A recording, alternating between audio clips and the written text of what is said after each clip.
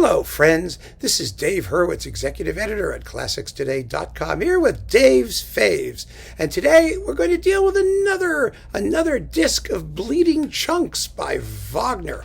And it's this one, which I talked about in my Wagner orchestral music talk. But oh God, I love this. This is André Cluytens. We did this before, but I forgot. I got it right like a while ago. It's Cluytens, something like that. And it's Wagner Overtures, Preludes, and Arias. Now there are two of these. This is on Testament, and it's also in the big box, of his stuff. But there are two of these, one mono, one stereo. This is the stereo one, but you can get the mono one just as easily because this is the real deal. Really great Wagner is always French. Or George Sell. I mean, that's just the bottom line. The Vienna Philharmonic, they can stick it where the sun don't shine.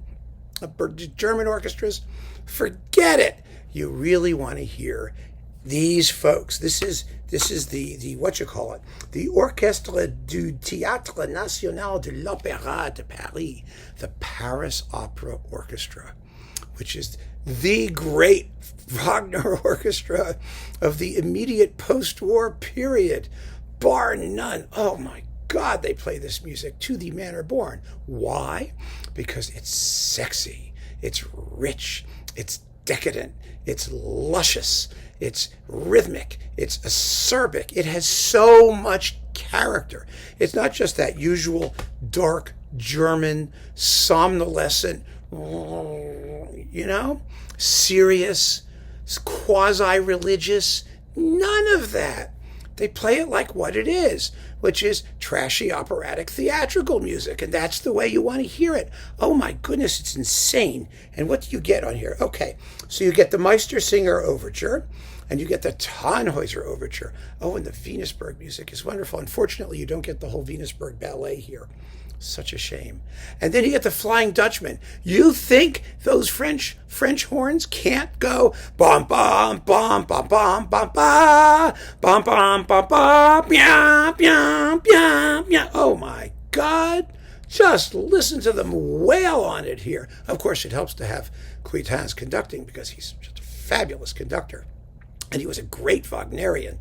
So the Flying Dutchman Overture is amazing. It's so much better than the rest of the opera, too, isn't it? Well, it's true of Tannhäuser as well. And then we've got Lohengrin, the Preludes to Acts 1 and 3, which are just beautiful and shimmery and quasi-spiritual and all of those wonderful things that the music is supposed to be. It's just incredible. I mean, you really, really need to hear this. If you think that you know what Wagner sounds like, I mean, just listen to the sound of the orchestra, dig into this music with a great conductor, and you will be flabbergasted. You will be taking your Vienna Philharmonic Wagner excerpt records and throwing them in the garbage. I'm serious. It's it's incomparable, this stuff. Then we've got two arias sung by Rita Gore. Now, Rita Gore was a wonderful singer. She was the great mezzo who sang Delilah in the Georges Pretre, John Vickers, Samson et Dalila. She's a terrific singer. And she was in, ring operas, too. She's in the Schulte Ring, isn't she, or one of those? I mean, she sings Brunhilde or something like that, or I don't know. She did Wagner, plenty of Wagner. She knew her Wagner. She was really good. And we've got, from Lohengrin, we've got Entweite Götter, which is Ortrud's aria, which is a whopping minute and 33 seconds long. This is the problem with Lohengrin. The best part of the entire opera is Ortrud's aria, and it's 1 minute and 33 seconds long. Then you have to listen to the other 4 hours of Lohengrin. I mean, I've said this before, I always root for the bad guys in Wagner because they're really the most interesting characters.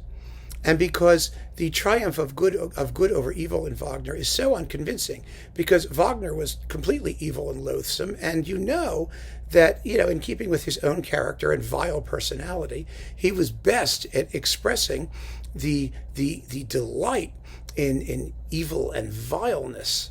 So I always root for the bad guys. You're on the side of virtue in Wagner if you're rooting for the bad guys. And then we've got the Liebestod. from Tristan und Isolde, not the prelude, just the Liebestod part. And they're wonderfully sung and beautifully played, and very well recorded for the date, which was like 1950 something. What was this? When was this recorded? Let's see. Does it say 1959?